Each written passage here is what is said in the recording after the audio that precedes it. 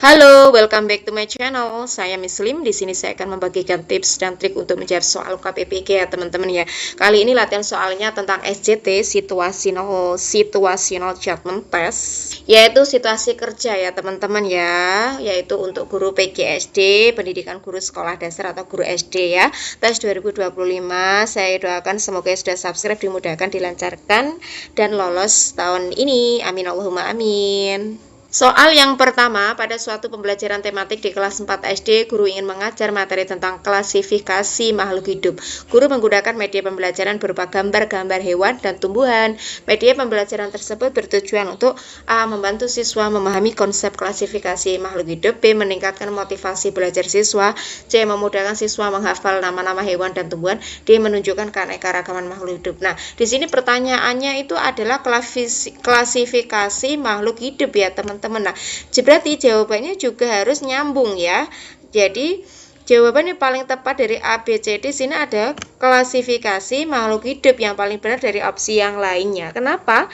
Karena di sini itu media pembelajaran berupa gambar-gambar hewan dan tumbuhan dapat membantu siswa memahami konsep klasifikasi makhluk hidup. Gambar-gambar tersebut dapat menjadi representasi dari makhluk hidup yang dipelajari. Dengan demikian, siswa dapat lebih mudah memahami konsep klasifikasi makhluk hidup. Iya, itu adalah tujuan pembelajaran media tersebut. Ya, jadi jawaban yang paling tepat adalah opsi yang A.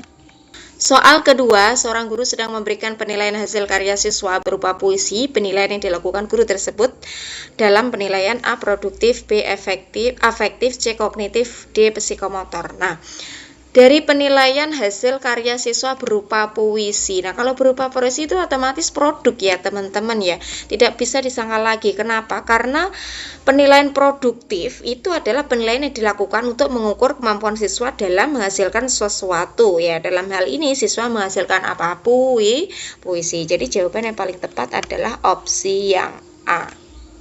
Soal ketiga, seorang guru sedang memberikan penguatan materi tentang persamaan dan perbedaan sel hewan dan sel tumbuhan. Guru menggunakan metode diskusi kelompok. Metode diskusi kelompok tersebut bertujuan untuk A. Meningkatkan pemahaman siswa terhadap materi, B. Meningkatkan partisipasi siswa dalam pembelajaran, C. Meningkatkan keterampilan siswa dalam berdiskusi, D. Meningkatkan keterampilan siswa dalam memecahkan masalah. Nah, di sini guru itu memberikan penguatan materi ya, teman-teman ya. Penguatan materi itu berarti itu adalah metode diskusi kelompok bertujuan apa?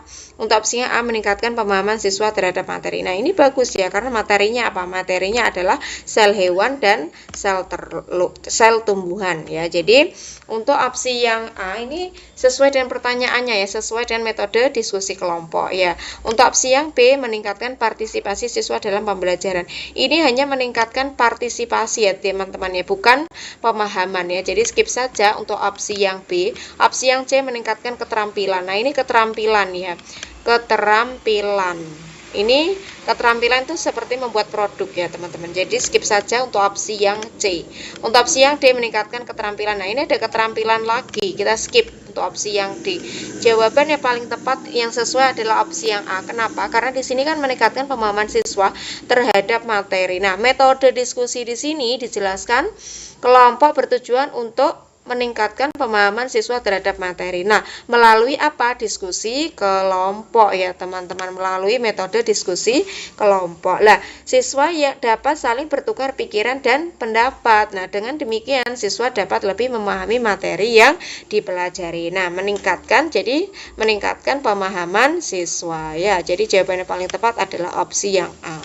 Soal keempat, seorang guru sedang memberikan tugas kepada siswa untuk membuat peta pikiran tentang sistem pencernaan makanan. Tugas tersebut bertujuan untuk A. Meningkatkan pemahaman siswa terhadap materi, B. Melatih keterampilan siswa dalam membuat peta pikiran, C. Melatih kreativitas siswa dalam belajar, D. Meningkatkan motivasi belajar siswa. Nah, di sini guru itu memberikan tugas kepada siswa untuk membuat peta pikiran ya, teman-teman ya. Peta pikiran tentang sistem perencanaan makanan. Lah, tugas ini itu bertujuan untuk opsi yang A. Meningkatkan pemahaman siswa terhadap materi. Nah, ini bagus ya, teman-teman, nyambung dengan pertanyaannya. Meningkatkan pemahaman siswa terhadap materi. Nah, untuk opsi yang B, melatih keterampilan siswa dalam membuat peta pikiran. Nah, di sini kurang efektif ya teman-teman ya. Untuk opsi yang B, melatih ya, melatih masih kurang. Opsi yang B masih kurang efektif. Kita skip saja untuk opsi yang B. Untuk opsi yang C, melatih kreativitas siswa dalam belajar. Nah, ini melatih lagi ya teman-teman ya. Kita skip saja untuk opsi yang C. Untuk opsi yang D, meningkatkan motivasi belajar siswa, bukan pemahaman ya. Jadi skip saja untuk opsi yang D. Nah, guru memberikan tugas membuat peta pikiran tentang sistem perencanaan makanan itu seperti bertujuan untuk apa? Meningkatkan pemahaman siswa terhadap materi. Nah, peta pikiran ini dapat membantu siswa untuk memahami materi secara komprehensif ya. Jadi jawaban yang paling tepat adalah opsi yang A. Soal kelima, seorang guru sedang memberikan tes tertulis kepada siswa. Tes tertulis tersebut bertujuan untuk A. Mengetahui kemampuan siswa dalam memahami materi, B. Mengetahui kemampuan siswa dalam menghafal materi, C. Mengetahui kemampuan siswa dalam berpikir kritis, D. Mengetahui kemampuan siswa dalam memecahkan masalah. Nah, di sini guru itu sedang memberikan tes tertulis ya teman-teman. Kalau tes tulis itu bertujuan untuk opsi yang A, mengetahui kemampuan siswa dalam memahami materi. Nah, ini kalau tes tulis itu nyambung dengan memahami materi ya teman-teman. Itu adalah tujuan dari tes tertulis ya. Jadi opsi yang A ini bagus ya teman-teman. Untuk opsi yang B, mengetahui kemampuan siswa dalam menghafal materi. Kalau menghafal ini bukan ya, kita skip saja untuk opsi yang B. Untuk opsi yang C, mengetahui kemampuan siswa dalam berpikir kritis. Kalau berpikir kritis itu bukan tes tertulis ya teman-teman. Kita langsung skip saja untuk opsi yang C. Untuk opsi yang D, mengetahui kemampuan siswa dalam memecahkan masalah. Nah, kalau memecahkan masalah itu juga bukan termasuk tes tertulis ya teman-teman, bukan tujuan tes tertulis ya. Jadi skip saja. Jawabannya adalah opsi yang A ya teman-teman, mengetahui kemampuan siswa dalam memahami materi. Nah, penjelasan dari soal opsi yang A itu, tes tertulis itu bertujuan untuk mengetahui kemampuan siswa dalam memahami materi ya teman-teman ya. Tes tertulis dapat mengukur sejauh mana siswa memahami materi yang telah dipelajari. Jadi jawaban yang paling tepat adalah opsi yang A.